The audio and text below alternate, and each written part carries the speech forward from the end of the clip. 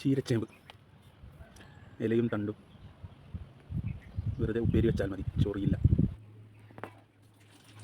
ഇല അരിഞ്ഞ് റെഡിയാക്കി.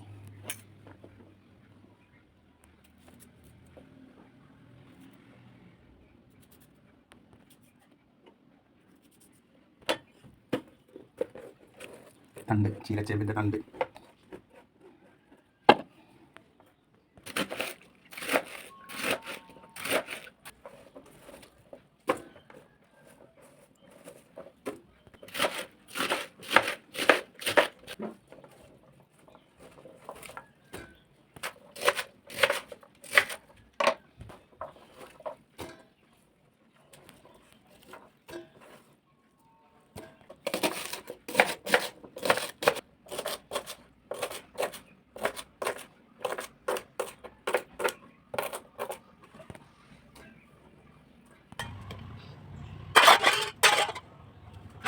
ഉപ്പേരിക്കുള്ളതൊക്കെ റെഡിയായി.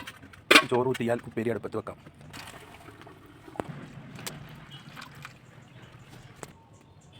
ചട്ടി അടുപ്പത്തായി, ചോറ് റെഡി. മലയാളികൾ വെളിച്ചെണ്ണയിലാണ് ഉണ്ടാക്കുക, ഞങ്ങൾ കടുകെണ്ണയിലാണ് ഉണ്ടാക്കുന്നത്. നിങ്ങൾ മലയാളികളോടും ഞങ്ങൾക്ക് പറയാനുള്ളത്, നിങ്ങൾ ഇങ്ങനെ കടുകെണ്ണ ഉപയോഗിച്ച് പഠിക്കുക. അങ്ങനെയാണെങ്കിൽ വെളിച്ചെണ്ണയ്ക്ക് വില കൂടുമ്പോൾ നിങ്ങൾക്കും ഒരു പേടിയും ഉണ്ടാവുകയില്ല. ഇത് കടുകെണ്ണ, ഫോർച്യൂണിൻ്റെ കടുകെണ്ണ പോലും 150 രൂപയ്ക്ക് കിട്ടും. കടുകെണ്ണയാണെങ്കിലും കുറച്ച് കടുകിട്ട് പൊട്ടിച്ചു. വെളിച്ചെണ്ണയേക്കാൾ കൂടുതൽ പൊട്ടുന്നുണ്ട്, കണ്ടോ? ഉള്ളിയും കാന്താരിയും. കാന്താരി മുളകാണ് ഇത്, കാന്താരി മുളക്. ചീരയാണ്, കുറച്ച് ഉപ്പ് മതി. ഉപ്പ് വളരെ കുറച്ച് മതി. ഇത് ഒന്ന് ചൂടായാൽ പിന്നെ ഇലയും ചേർത്ത് കൊടുത്ത് മൂടി വെച്ചാൽ മതി. അധികം വേകണമെന്നില്ല, ചൊരിയില്ല കേട്ടോ, ചൊരിയില്ല.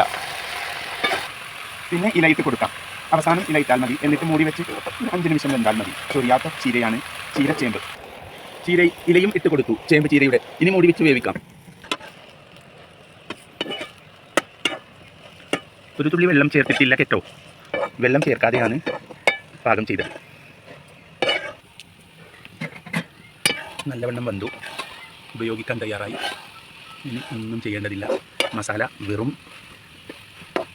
ഉള്ളിയും ചീന പറങ്കിയും, വേറെ ഒന്നുമില്ല. Ready to use.